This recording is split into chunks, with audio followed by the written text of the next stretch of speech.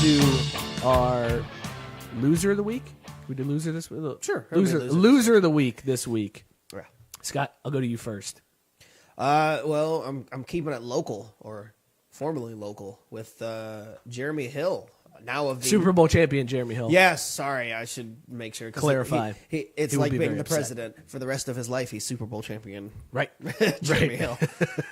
Jeremy Hill was talking mad-ish about Bengals fans on Instagram. Put up a post that said, "Imagine being Bengals fans right now," and a bunch of crafting, lying emojis. The dude carried the ball 4 times in the opening game and then tore his ACL. He's got to get a ring from the Patriots because he was on the team, but he contributed nil on the season. 25 yards, 4 carries and 25 and yards. That's what he was contributed. talking-ish. Not only that, it's not as if he was beloved when he was here, or if there was some type of disagreement between him and they couldn't come to a contract agreement because, they just didn't. It was, hey, don't let the door hit you on your way out. Bye-bye. It's so funny you said that because when you first put this in, I was like, why did he even, I don't know anybody that hated Jeremy Hill. And then you were like, do you remember the fumble? I was like, oh, yeah, everybody hated Jeremy Hill. That's right. They were already turning on him slightly prior to that. But after that, he pretty much was just terrible and did absolutely nothing. Yeah. And so many people were like, man, why do we still have him on the roster? He's awful. And then he goes and does this, and you're just like, it's just one of those, nah, man. Nah. But Dre Kirkpatrick had Bengals fans' backs. Yeah, Dre Kirkpatrick clapped back.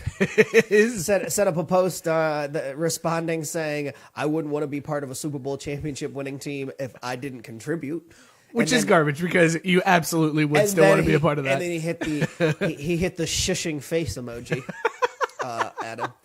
Yeah, I mean, it's he also then congratulated Rex Burkhead on his Super Bowl win because Burkhead was on the team as well. Yeah, another former Bengal. Which I just find funny too because it's both of these nothing players. Jeremy Hill has done nothing in his time in the NFL, and Dre Kirkpatrick has spent a lot of time getting burnt in the NFL.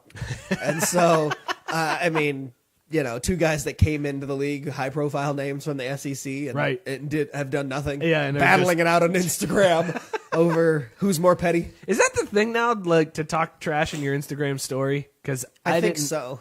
Let's just start talking trash in our Instagram story, like to other podcasts or something. Let's start a beef via Instagram story. That's how they begin. I think that's right. That's what we got to do. Your right? episode was real not good this week.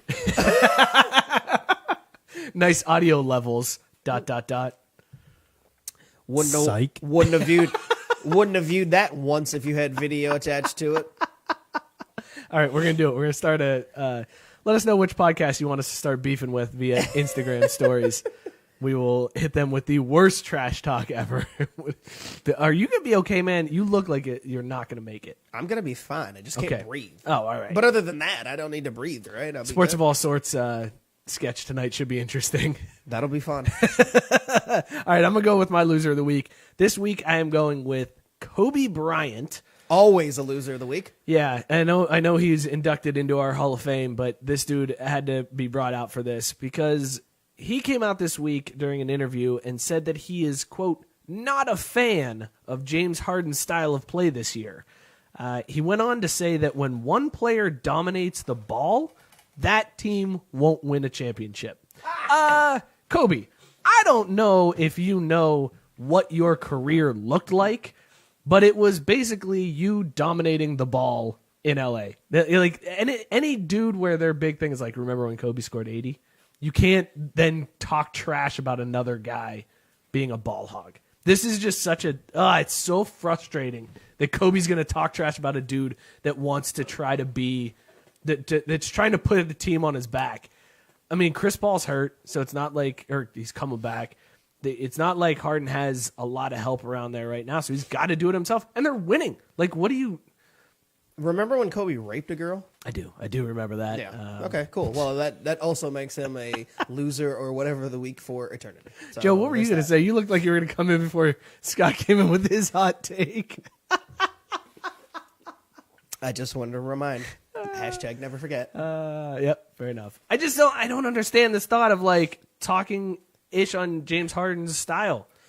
For the exact same thing he did his entire career. Here's the other thing. If you look at the stats, James Harden this year, and this year it's been like the James Harden show in Houston. Like he does it all. He's still averaging 8 assists a game. Kobe never averaged 8 assists in a year, ever. His highest was like 6 in a season. Yeah. I think for his career he averaged 3 assists per game. And you're gonna talk trash about this dude? Come on, man. This would be like Jordan coming out and talking trash to somebody for decking a teammate in practice. This would be like Jordan coming out and being like, "Listen, these guys that are betting on the side and smoking cigars, it is not cool." Whoa. Allegedly. Joe, who's Allegedly, your loser of the week this week? I went with Anthony Davis's dad, who called out the Boston Celtics for not being loyal to a former employee in Isaiah Thomas. And while his son was demanding trades, saying where he wanted to go when he had no power and no loyalty to the Pelicans, who had his contract. Sounds accurate.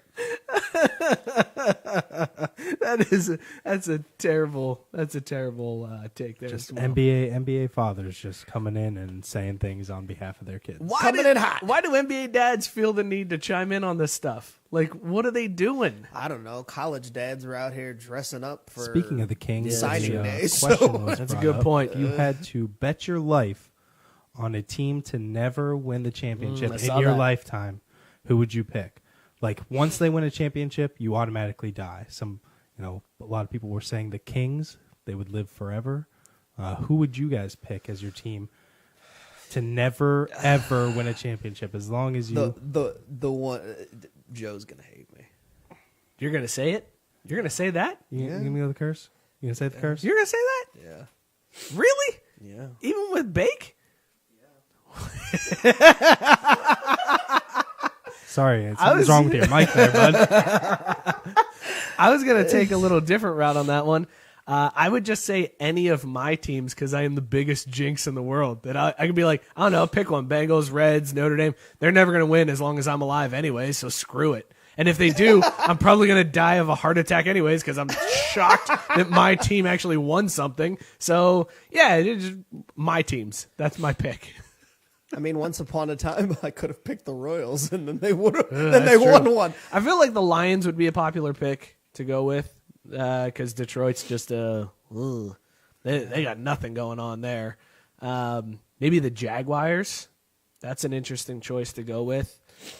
Yeah, one sports cities tend to have Kansas Jayhawks football. That's a good team to back as never winning a. Did it have to be pro, or was it just any team ever? The question was brought as pro. Yeah, I was gonna say. Okay. I feel like because otherwise, if you just any team ever, be like, let me just pick a Sun Belt team, and they're never gonna win the NCAA championship. So you could even go up to Big Ten, be like Northwestern, that'll be fine.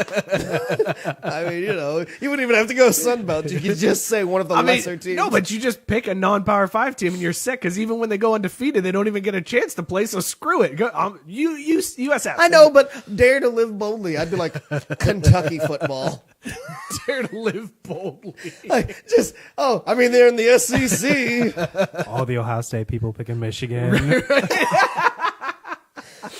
All right, well, okay, if it's just a pro franchise, man, is there any... Still gotta go Brown. Is there any hockey team that's just like straight garbage that... Have been garbage like our entire lives? Been garbage forever? Maybe... I'm sure there is. I can't. Carolina's been pretty... Yeah, Carolina's a good choice. Bad. Yeah, but they've had playoff runs. Any like Canadian team, they haven't won in like forever. Yeah, but Toronto's like coming back. They were really terrible for most of their lives, and now they're rebuilding. And that's our hockey talk.